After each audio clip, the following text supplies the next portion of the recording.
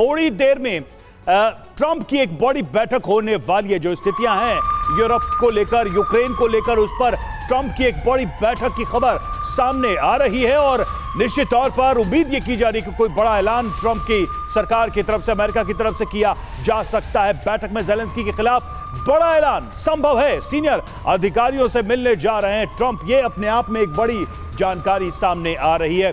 मुकेश जी, अब तो ऐसा लग रहा है कि अमेरिका ही एक अलग मोर्चा खोलने वाला है। सुमित कुछ अपडेट देंगे, इसके बाद आपसे मुकेश जी रिएक्ट करते हैं। सुमित, क्या है ये जानकारी, ये क्या खबर है, इस पर कुछ और जानकारी हमें मिल रही हो तो?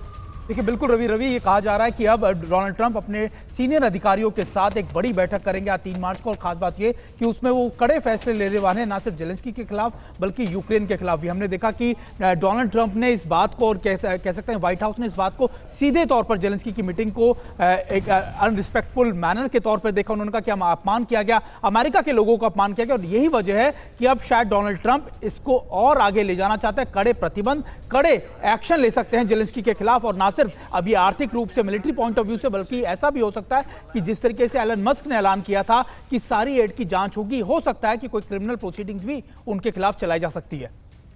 ठीक है, तो ये बहुत इंपॉर्टेंट है। आने वाले वक्त में डोनाल्ड ट्रंप का क्या फैसला होता है यूक्रेन को लेकर, यह देखने वाली बात होगी। और देखिए, ट्रंप विवाद के बाद पहली बार खुद के इस्तीफे पर ज़ेलेंस्की का एक बड़ा बयान आया है। ज़ेलेंस्की ने कहा है कि मैं इस्तीफा देने के लिए तैयार हूं। ज़ेलेंस्की ने कहा नाटो की सदस्यता मिले तो इस्तीफा दे दूंगा। यानी यहां पर ज़ेलेंस्की की तरफ से लगा दी गई है एक कंडीशन, जो कि फिलहाल इम्पॉसिबल सी नजर आती है। नाटो की सदस्यता मिली तो अपना पद छोड़ दूंगा, दे दूंगा इस्तीफा, कहा है ज़ेलेंस्की। तो सुना आपने ज़ेलेंस्की ने क्या कहा, सीधे अपने इस्तीफे को लेकर क्या शर्त है उनकी। ज़ेलेंस्की की कमजोर कड़ी अगर बात करें उसकी, तो देखिए राष्ट्रपति पद के कार्यकाल का उनका अंत नजर आ रहा है। एक तो ये बात है, इसलिए उनके ऊपर काफी दबाव है कि वो या तो पद छोड़े या फिर चुनाव से ये तय हो। और देखिए, यूक्रेन के पास सेना की कमी है, लगातार ग्राउंड पे सैनिकों की कमी है, जो युद्ध के लिए सबसे जरूरी एलिमेंट है। हथियारों की सप्लाई घट चुकी है। अमेरिका का स्टैंड यह साफ दिखा रहा है कि आने वाले समय में यह स्थिति बनी रह सकती है। युद्ध के लिए दूसरों पर निर्भरता यूक्रेन की सबसे बड़ी कमजोरी है। अमेरिका नाराज है, युद्ध विराम से पीछे हटना यह अपने आप में अमेरिका की नाराजगी को और भी बढ़ाने वाला है। मुकेश जी, साफ दिखाई दे रहा है कि यूक्रेन के पास वैसे तो विकल्प बहुत कम है, फिर भी युद्ध को आगे बढ़ाने की इच्छा है। ऐसे में ज़ेलेंस्की का कंडीशंस के साथ आना ये क्या दिखा रहा है? क्या वो सिर्फ अपनी छवि, अपनी पॉलिटिकल पोजीशन बचाने की कोशिश में है, या फिर वो कुछ लार्जर गेम खेल रहे हैं, लार्जर दांव लगा रहे हैं?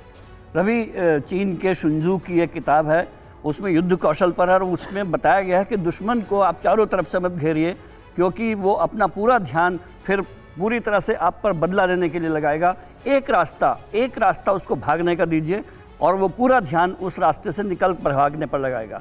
पिछले 3-4 दिन में जो मनोवैज्ञानिक युद्ध लड़ा गया है, उसमें ये हुआ कि पहले यूरोपियन देश, अमेरिका, नाटो सब मिलकर एकजुट नज़र आ रहे थे कि ये रूस को घेर कर मारने वाले हैं। लेकिन इस मनोवैज्ञानिक युद्ध का नतीजा ये हुआ है कि पुतिन को पूरी तरह से कंफ्यूज कर दिया गया है। पहला ये कि पश्चिमी देश अब पश्चिमी देश नहीं है, वो अमेरिका अलग है, वो यूरोप अलग है। यूरोप में भी यूरोप बटा हुआ है। ज़ेलेंस्की का अपनी खुद की भूमिका है। तो पूरा जो कन्फ्यूज़न पैदा किया गया है वो पुतिन के लिए किया गया है, ताकि उसको शांति दूत के रूप में ट्रंप दिखाई दें और वो उससे गले मिल जाए, वो चाइना को छोड़ दें और सीधे उस सारी पीस डील को एक्सेप्ट कर लें, जिसमें सुरक्षा की गारंटी भी हो, यूरोपीय देश को गारंटी वो दें, और उन सब की भूमिका को सामने रखते हुए एक पीस डील बने।